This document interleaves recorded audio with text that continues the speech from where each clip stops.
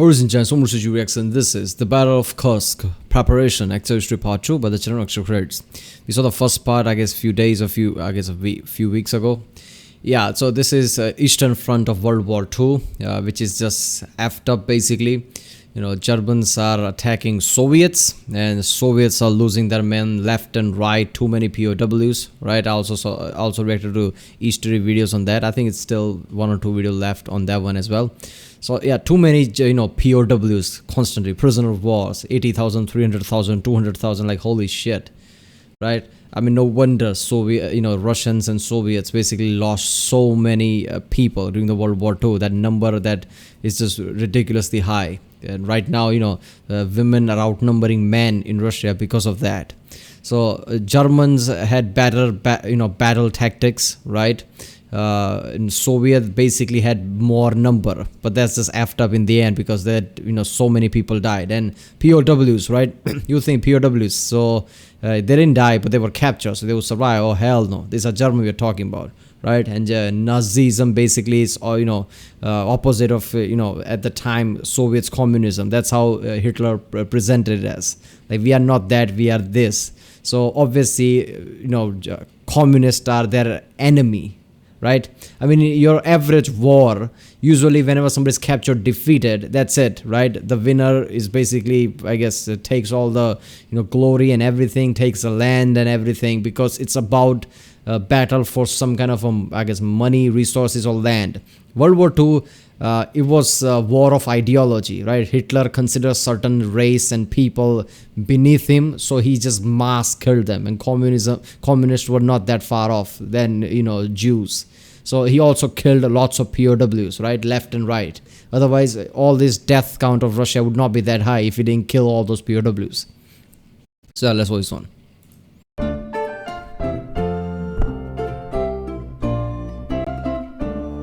Today, I'd like to kick this off by doing something we rarely get to do. You see, wargaming employs a fellow named Richard Cutland, aka the Challenger. He's an ex-British tankie who served 30 years, both in peace and during war, and now he's a military specialist for wargaming. And we figured, why not invite him on to talk about how tanks evolved from the beginning of Barbarossa to the Battle of Kursk, to discuss the types of tanks and the mechanized weaponry present there, to give us a picture of how the German and Soviet tanks fared against one another, and to discuss the effects of winter and weather on armored combat of the day. So, Richard Cutland, why don't you set the scene for us? My pleasure.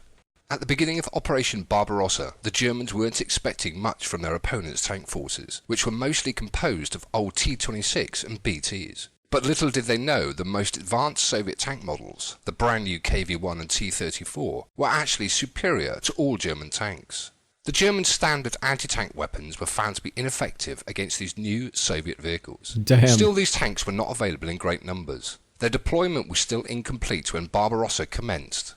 By 1941, the Red Army had deployed 1,000 T-34s and over 500 KV tanks, concentrated in only 5 of their 29 mechanized corps. Plus, the Soviet numerical advantage in heavy equipment was thoroughly offset by the superior training and organization of the Wehrmacht. Yeah. Soviet tank units were rarely well equipped. They lacked training and logistical support. Units were sent into combat with no arrangements in place for refueling, ammunition. See, that's the thing. While reacting to that history video where it's all graphs and lines, but in that line, constantly there's POWs, and something occurred to me like, what the fuck? Stalin basically didn't put somebody really good in charge. Maybe they didn't have, or maybe Stalin killed him off. But the point was, it showed that how German was way too experienced in this in battlefield than Soviets were, because they were constantly doing the same thing, cutting off the flank and trapping the Soviets and taking POWs. Resupply or personal replacement. Often, after a single engagement, units were destroyed or rendered ineffective. But on the German side, their few encounters with the powerful Soviet KV-1s and T-34s raised clear warning signs. They sent a special Panzer Commission to the Eastern Front on the 20th of November 1941 to study and learn from the superior Russian T-34s. The Germans now realised the advantage of sloped armour, which either deflected or reduced the impact of armoured-piercing shells. They introduced longer guns for the Panzer IV and added side skirts to protect the vehicles from anti-tank rifles. By the summer of 1943, right in time for the Battle of Kursk, the Wehrmacht was being equipped with the fruits of this research. The Tiger and Panther tanks were introduced, as was the new Ferdinand tank destroyer. Hitler focused heavily on these Wait a minute, what? Hitler himself insisted the Tiger be mounted with an 88mm gun. Okay. The tanks were introduced, as was the new Ferdinand tank destroyer. His design was adapted from the Flak 30 anti-aircraft gun. Holy Hitler shit. focused heavily on these new designs, which he believed were the key to victory and matched them with an increase in manpower. By the summer of 1943, 2/3 of the German army were based in Russia. That belief paid early dividends when the Panther tank first appeared on the battlefields of the Eastern Front forces, which were mostly composed of old T-26 and BTs.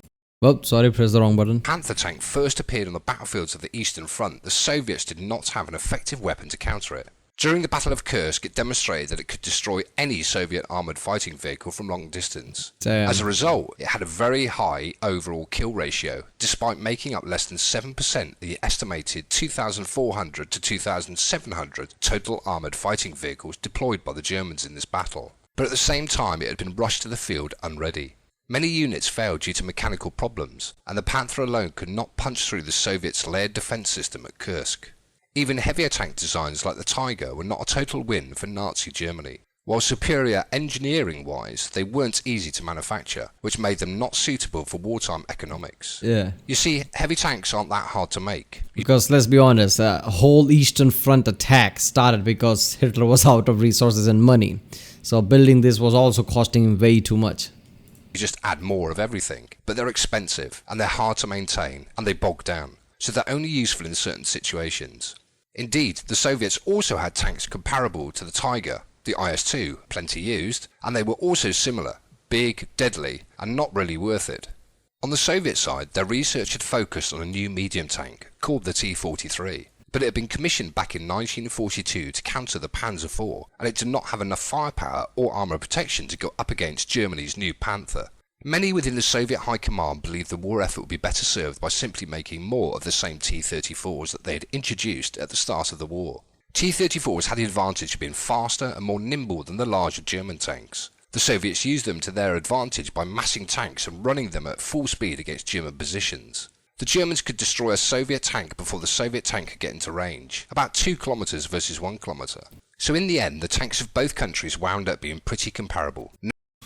Whoa, 2 kilometer versus 1 kilometer, but the Soviet one is faster and there are many of them. So yeah, it could overwhelm if the situation can be. But yeah, German basically took that way out of hand, right? Just build it bigger, bigger gun, bigger armor, everything bigger. Bigger equals better. With that, which was the thing, Mouse, I think, was that Mouse, the ridiculously big tank that everybody just used as a shooting target. Because, yeah, big tank are great, right? Tiger is pretty damn famous tank, right? Big is better, but there is a limit to this. If you just make it way too big, then it's necessary. If you walk around with a castle size of a fucking tank, yeah, people are just going to, to hit the shit out of it before it can attack anyone. No one nation had clearly superior tank technology. What the Soviet Union did have, however, was a clearly superior industrial force. They outproduced the Germans. So the biggest difference by far between Soviet and German tanks is that more of the former existed. Their home terrain also gave the Soviets an advantage. The Kursk region was famous for its black earth, which produced considerable dust when dry. These huge dust clouds would cut off the powerful German air support from the battlefield, and since the Soviet defenders were stationary, they were able to set up better observation points to scout and target their enemies.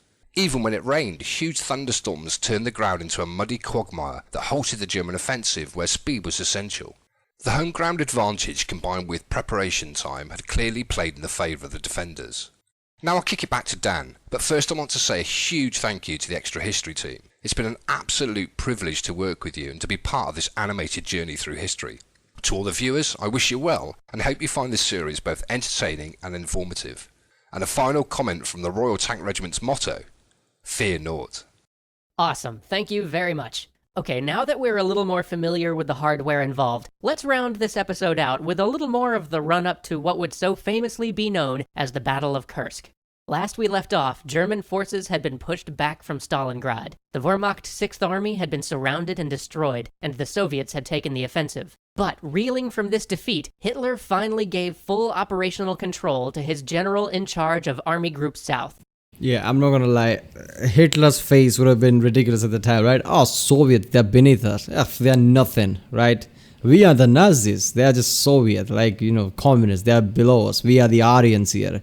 And basically, at the start, he was kicking ass pretty badly, taking POWs. So he was, in his mind, he was like, yeah, see that? I was right. So as soon as things turn around in Stalingrad, the level of psychology that Hitler would have at the time, like, okay, this was my winning ticket everywhere, right? I needed this, and I'm getting my ass kicked now. Erich von Manstein. Manstein decided to trade territory for time and accept retreat on a scale Hitler never would have the year before. His plan was to lure the Soviets forward until there was a time and place where he could pounce on an overextended Soviet line. He found that opportunity at Kharkov.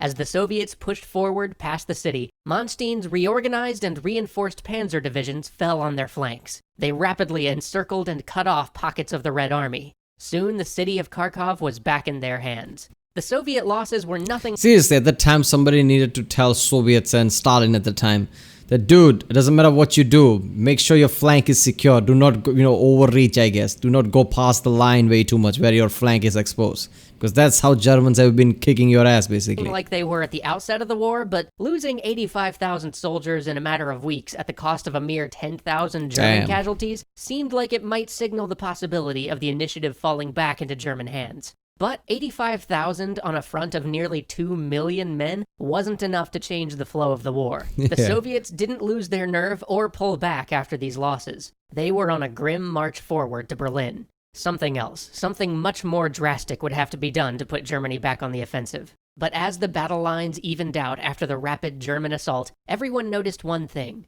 There was a 100-mile long and 160-mile deep salient, or bulge, in the Russian lines around the town of Kursk. Cutting off this salient would strengthen the German position, deal a real blow to the Soviet army in the south, and if it could be done swiftly and decisively, return the initiative to the German forces. An attack on the Kursk salient was inevitable. It was just a matter of when. So join us next time for Operation Citadel, when the battle for Kursk begins. Yeah, that's why Battle of Kursk, I guess, because it's advantageous position. Damn, this is just after the Eastern Front, so many deaths, so many POWs. The tanks were introduced like that. I didn't know that, the Tiger tank and Panther were basically introduced during this time, during the Battle of Kursk in the Eastern Front. Damn, that's something, right? That happens a lot whenever there's a war going on. New equipment are, developed and constructed and immediately put into the action, I guess. That's what happened in that naval fight about, Bismarck, right? Hunting the Bismarck. In that, British had some new ships that weren't tested, but they put it on there because it was now or never, I guess. Alright, people, that was the Battle of Kursk preparations by the channel Extra Credits. If you like my reaction, don't like and subscribe. Check out the Rick and there's a link in the description. Check out the cards for place, check out the ink cards, and yeah, I'll see you next time.